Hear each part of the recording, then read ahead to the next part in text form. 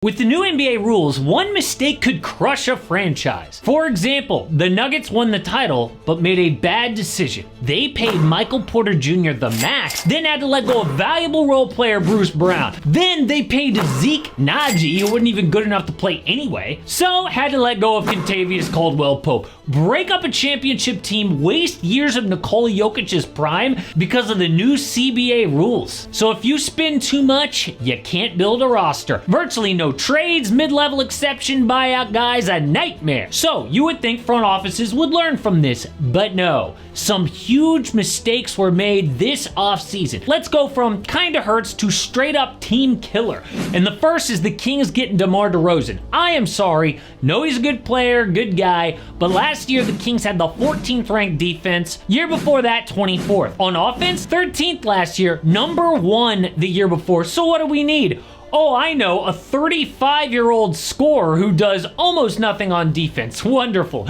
I am a DeMar DeRozan fan, but on this team, 3 years, $78 million, you gotta spend that on defense and depth.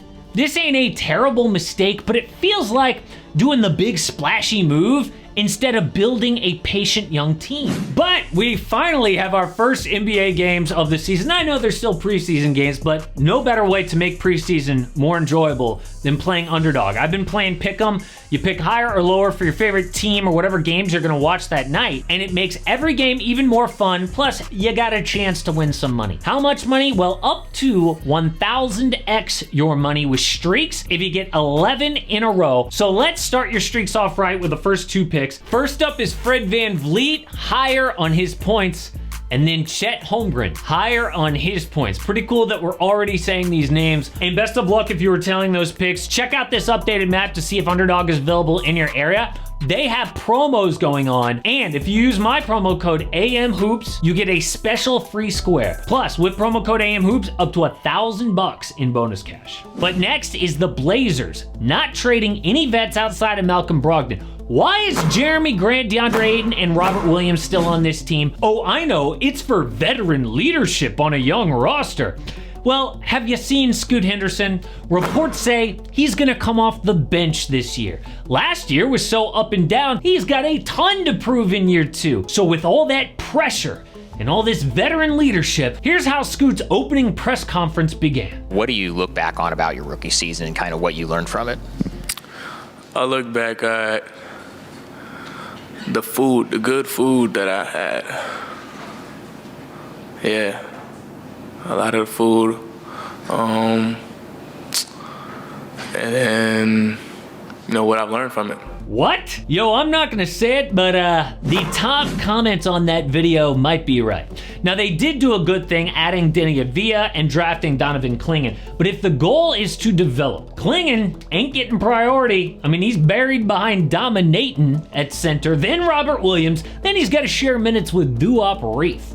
But worse was the Rockets trading the Nets picks back for more picks from the Suns.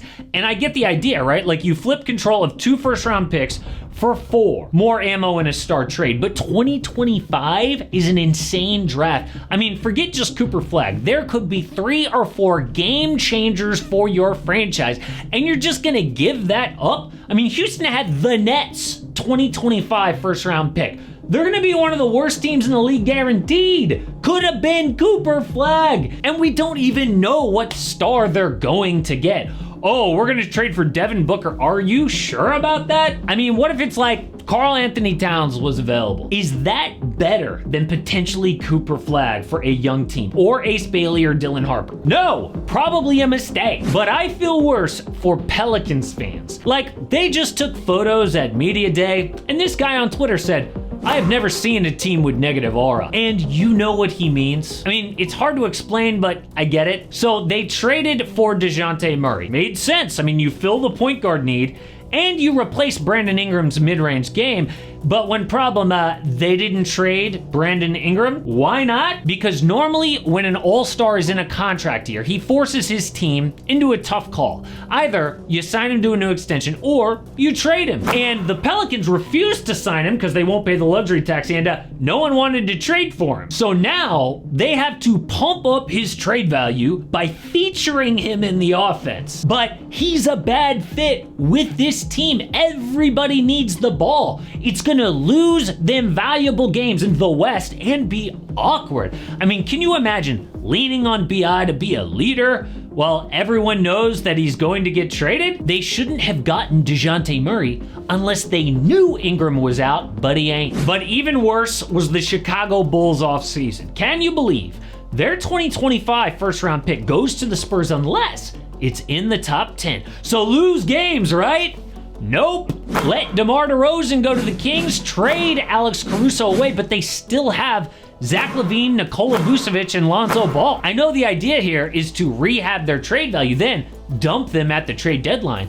But until then, they're going to end up winning a lot more games than they should. If they're getting traded anyway, why wait? Do it now. Oh, and let's talk about that Alex Caruso trade. You're telling me they couldn't get one first-round pick for Caruso? He is one of the most respected role players in the league. And they got Josh Giddey, who was unplayable in the postseason. Really, from OKC, the team with more first-round picks than they know what to do with. And they couldn't get one? They could have attached that one pick to Zach LaVine to dump his salary. But no, now they're gonna roll into next season with Zach trying to win every game. Great. But you can make the case that Denver letting KCP go was even worse. The reason is they are ruining the prime of potentially a top 15 all-time player. And the reason they let him go was to stay out of the second apron. But if any team can survive that, it's the Nuggets. Like the Celtics are a second apron team, but they don't care about team building because they're already built. And it would be okay if Denver had a backup plan, but they don't. Oh, okay, technically they do, but it sucks. Like sign Russell Westbrook, play Christian Brown, and lean on young guys like Julian Strawther and Peyton Watson, who Coach Michael Malone hates. So when you see reports about the coach and the front office disagreeing, you know what it's all about. Malone is like, you want me to win? Then keep my good players. Don't leave me with guys that I don't even want to play. Now, had they pulled a Bucks and gotten Gary Trent Jr. on a minimum, or the Mavs last year getting Derrick Jones Jr., then I get it.